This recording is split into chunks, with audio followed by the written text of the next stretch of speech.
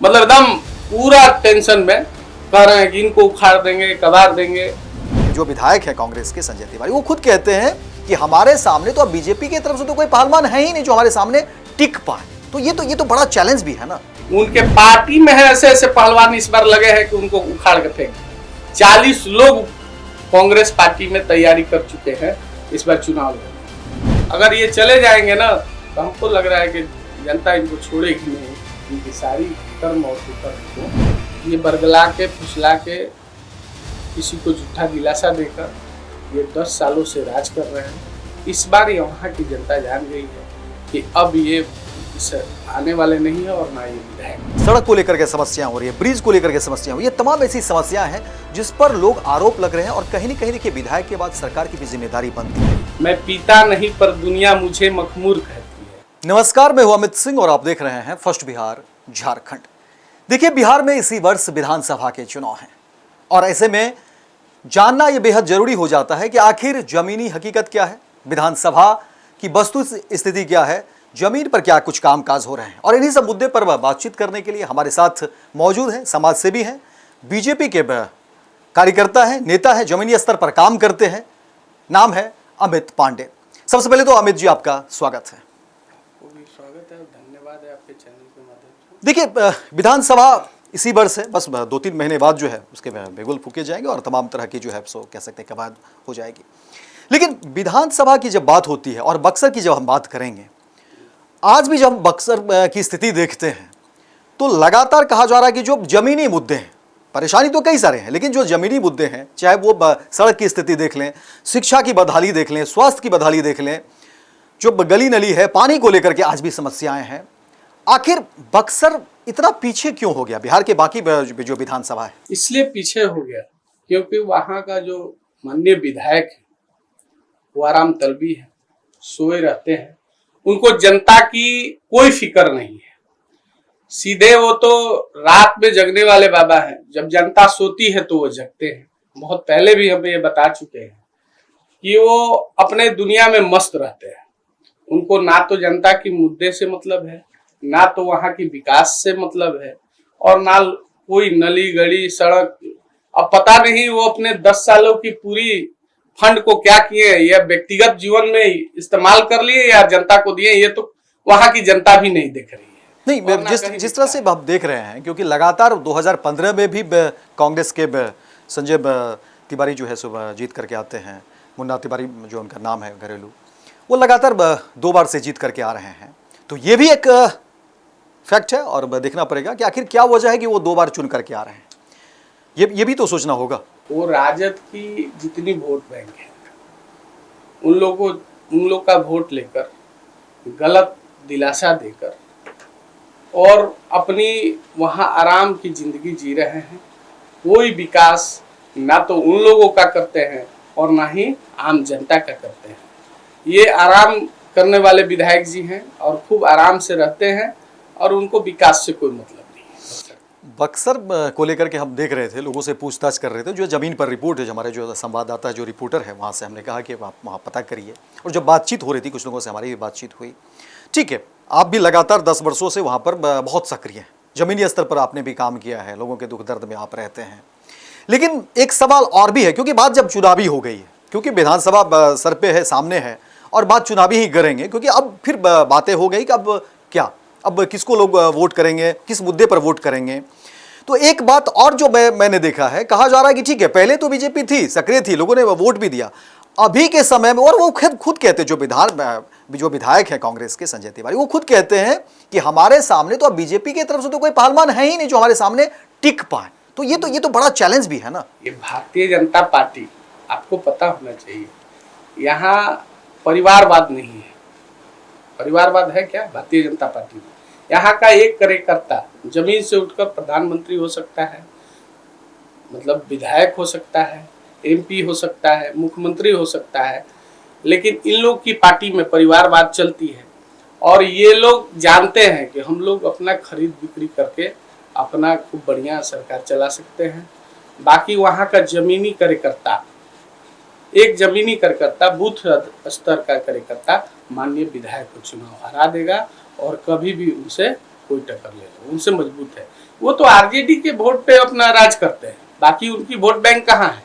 जातीय समीकरण जब हम देख रहे हैं तो देखिए बक्सर का जो विधानसभा का जो जातीय समीकरण है उसमें हम देख रहे हैं कि भूमिहार लगभग 22 से 25% भी कह लें, ब्राह्मण की भी आबादी प्रतिशत जो है उसके बाद ही लगभग लगता है कि 6 से 7% या 8% कह सकते हैं ब्राह्मण वोट है।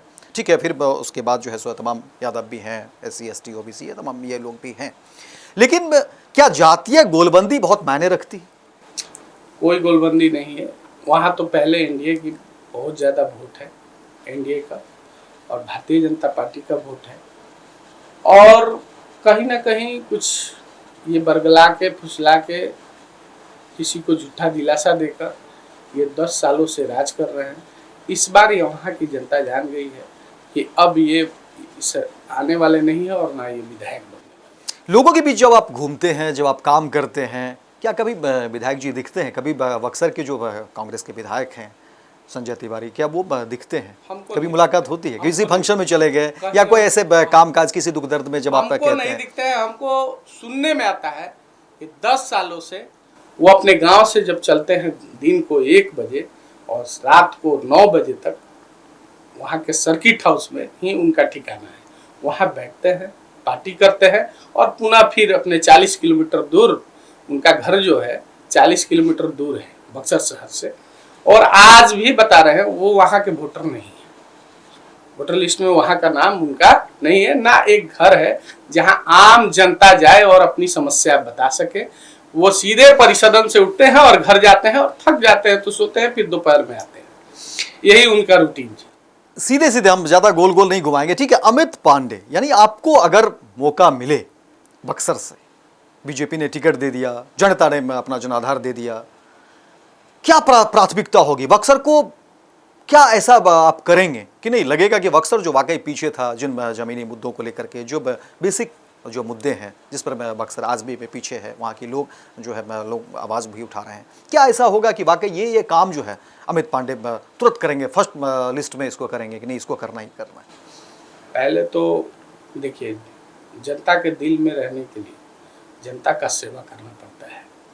वो सेवा मैं लगातार करता हूँ और ये भी बोल रहा हूँ, ना उस सेवा से ना मेरा कोई व्यवसाय है, ना मैं कोई धंधा करता हूँ वहाँ, ना कभी करूँगा, और ना किसी को मैं झूठा फ्रॉड ये सब करके वहाँ कभी किसी का दिल को दुखी नहीं करने वाला हूँ।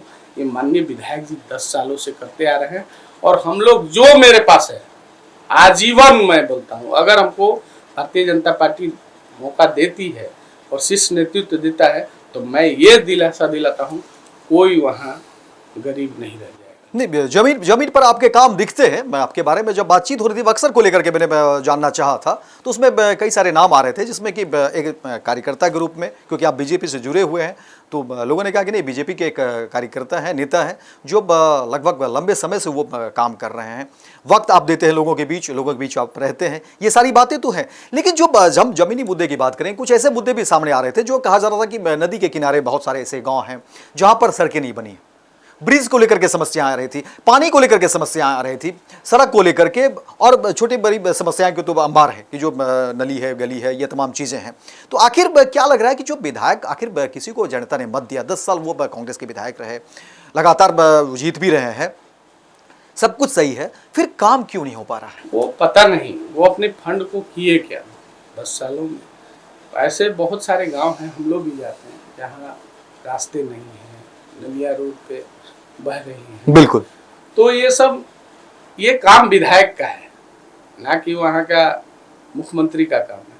पैसा तो यहाँ से बहुत जाता है, फंड तो सब विधायक को बराबर जाता है, लेकिन ये काम नहीं करते हैं। अब अपने व्यक्तिगत जीवन में उस फंड को यूज कर रहे हैं या अपने लोगों के बीच में उस पैसे को बंदरबाट कर रहे हैं, ये हमको आज तक समझ में नहीं है और ना दिखता है। अब बहुत सारे गाँव में चलेंगे तो बहुत बड़ा गड्ढा हुआ है, मतलब अब सड़क इतना बदहाली से जी रहे हैं लोग, इनको याद कर रहे हैं, इनको खोज रहे हैं क्षेत्र में लोग, ये तो जाते नहीं हैं। अगर ये चले जाएंगे ना तो हमको लग रहा है कि जनता इनको छोड़ेगी नहीं, इनकी सारी कर्म और कुकर्म को आगे। लेकिन बक्सर के और इतिहास में जाते हैं, इतिहास क्या, बस थोड़ा सा पीछे जाते हैं, 2005 हम देख रहे हैं, 2010 हम देख रहे हैं, बीजेपी वहां से विधायक थे बीजेपी से, तो फिर ऐसा क्या हुआ कि पूरा का पूरा सिस्टम बदल गया। और फिर चुनौती पे देखिए, जो कांग्रेस के विधायक हैं संजय तिवारी, वो ऐलान भी करते हैं, चुनौती भी देते हैं। अब क्योंकि इस तरह की खबरें हैं आम, और जब भी मंच वो साझा करते हैं तो वो कहते हैं कि अरे मेरे सामने कोई टिक कहां पाएगा, बीजेपी का तो कोई यहाँ कुछ है ही नहीं। तो ये जनाधार पर सवाल। भारतीय जनता पार्टी का एक कार्यकर्ता बूथ लेवल का किसी को मौका मिले ना तो विधायक को इस बार उखाड़ कर मार देगा। विधायक इस बार वहां की जनता ने मिजाज बना लिया है कि माननीय मुन्ना तिवारी इस बार नहीं रहेंगे बक्सर से विधायक। इसके अलावा बक्सर को लेकर के जो फिगर आउट हो रहा है, देखिए चाहे वो शिक्षा को लेकर के भी बातें हो रही है, स्वास्थ्य को लेकर के भी बातें हो रही है। देखिए जो जमीनी मुद्दे हैं वो तो हैं ही, इसके अलावा जो सड़क को लेकर के समस्याएं हो रही है, ब्रिज को लेकर के समस्याएं हो, ये तमाम ऐसी समस्याएं हैं जिस पर लोग आरोप लग रहे हैं। और कहीं ना कहीं देखिए विधायक के बाद सरकार की भी जिम्मेदारी बनती है, इसलिए मैं बार बार इन बातों को कोट कर रहा हूं। इसको आप किस नजरिए से देखते हैं, क्योंकि आप बीजेपी के लंबे समय से जो है कार्यकर्ता रहे, नेता रहे, झंडा ढो रहे हैं, तो आपकी भी जिम्मेदारी उतनी ही बनती है। 10 साल पहले से अभी चलिए वहाँ की स्थिति देखिए। अभी हमारी भारतीय जनता पार्टी की सरकार ने ही 4 लेन दिया, अब 2 घंटे में आप चले जाते हैं बक्सर से, पटना से बक्सर। और एनटीपीसी थर्मल पावर जो लगा भारतीय जनता पार्टी ने ही दिया। ऐसे मुख्य बहुत सारी योजना शहर में भारतीय जनता पार्टी एनडीए की सरकार ने ऐसी घोषणा की है माननीय मुख्यमंत्री जी ने कि जब ये सारे काम हो जाएंगे तो आप बक्सर को देखिएगा, सिर्फ काम कराने वाला सेवक अच्छा हो और ईमानदार हो तो बहुत ज्यादा ही फंड जाता है सरकार के तरफ से। लेकिन सेवक ही क्या बताए, सेवक क्या है, सेवक की बदहाली बहुत बुरी है। एक व्यक्तिगत सवाल भी आपसे करेंगे कि क्या अमित पांडे को इस बार बीजेपी अपना समर्थन देगी, यानी सिंबल मिलेगा, क्या इस तरह की उम्मीद है?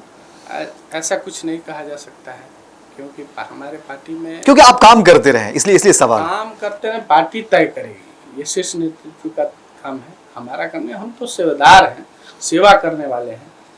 और ये जान लीजिए वहाँ का किसी को अगर इस बार टिकट मिले तो माननीय मुन्ना तिवारी जीतने वाले नहीं है। और एक कहावत है उर्दू में, क्योंकि वो तो खान साहब लोग, मैं पीता नहीं पर दुनिया मुझे मखमूर कहती है। इसका अर्थ आप समझ सकते हैं कि वहाँ विधायक जी जो हैं कितने बड़े मतलब आराम तलबी हैं, ये सोच सकते हैं। क्योंकि जो जिनकी मतलब 10 साल की जीवन मतलब परिसदन में कटता हो, पान खाकर बैठे रहते हैं। अभी एक चैनल पे देख रहे थे, पूरा एग्रेशन में थे विधायक जी, इतना एग्रेशन में थे कि हार उनको आगे स्वीकार दिख रही थी कि एकदम अब हम जाने वाले हैं, मतलब एकदम पूरा टेंशन में कह रहे हैं कि इनको उखाड़ देंगे, कबाड़ देंगे। तो माननीय विधायक अगर इस तरह की उछल बात करते हैं तो ये जान लीजिए कि उनकी विदाई तय है। और जब समय बुरा वक्त स्टार्ट होता है तो चेहरा पे दिखने लगता है। क्या तस्वीर बदलेगी, बक्सर की तस्वीर बदलेगी इस बार विधानसभा में? बिल्कुल बदलेगी।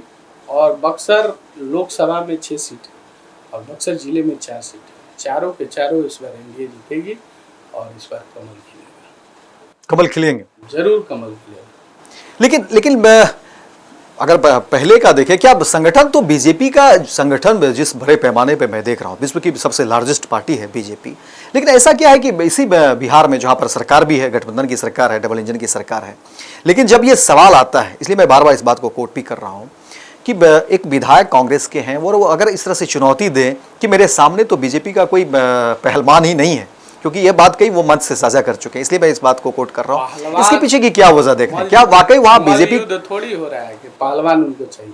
पहलवान तो ऐसे ऐसे है कि वो देख लेंगे, उनके पार्टी में है ऐसे ऐसे पहलवान इस बार लगे हैं कि उनको उखाड़ के फेंक देंगे। 40 लोग कांग्रेस पार्टी में तैयारी कर चुके हैं इस बार चुनाव लड़ने के लिए, तो इस बार उन्हीं की तैयारी तय है। ये सोच ले इस बार वो रहने वाले नहीं है, किसी हाल में ही नहीं रहेंगे। और ये जो शायर बोले मैं पीता नहीं पर दुनिया मुझे मखमूर कहती है, इसका अर्थ होता है कि अपने मतलब पूरा सुख सुविधा से लैस आदमी परिसदन में बैठ के और अपना मस्ती कर रहा है, तो इस बार मस्ती का तय अंत है।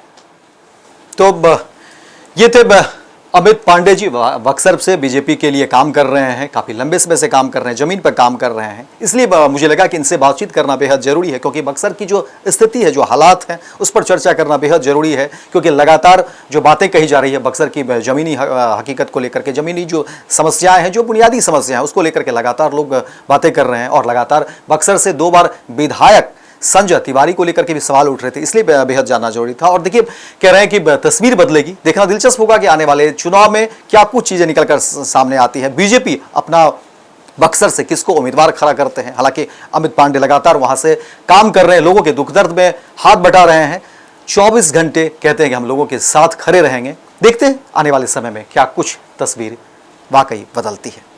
बहुत बहुत धन्यवाद पांडे। पनोरमा ग्रुप, जो सोचता है वो करता है, आपके अपने सपनों का आशियाना। ये लो मुंह मीठा करो, आज मैंने अपना जॉब छोड़ दिया, अब हम पूर्णिया वापस जाएंगे। जॉब छोड़ दिया है? मतलब ये घर कैसे चलेगा? हम करेंगे क्या? और माँ बाबूजी क्या बोलेंगे? इसलिए मैं एक और मिठाई का डब्बा लाया, अपने बिजनेस के लिए लोन अप्रूव हो गया। अरे लोन अप्रूव हो गया वो तो ठीक है, लेकिन पूर्णिया में हम रहेंगे कहाँ? अपना घर भी तो नहीं है वहाँ। इसलिए तो एक और मिठाई का डब्बा अलग से लाया हूं। हमने पूर्णिया में घर ले लिया है, पूर्णिया के ई होम्स पैनोरमा में। पूर्णिया में पैनोरमा ग्रुप लेकर आए हैं ई होम्स पैनोरमा, बड़ा घर, आलीशान जिंदगी और अत्याधुनिक सुविधाओं के संग। अरे अरे, अब क्यों मुंह मीठा करवा रही हो? क्योंकि हम घर वापसी जो कर रहे हैं। घर वापसी की खुशी पूर्णिया में ई होम्स पैनोरमा के संग। ई homes panorama, luxurious lifestyle redefined.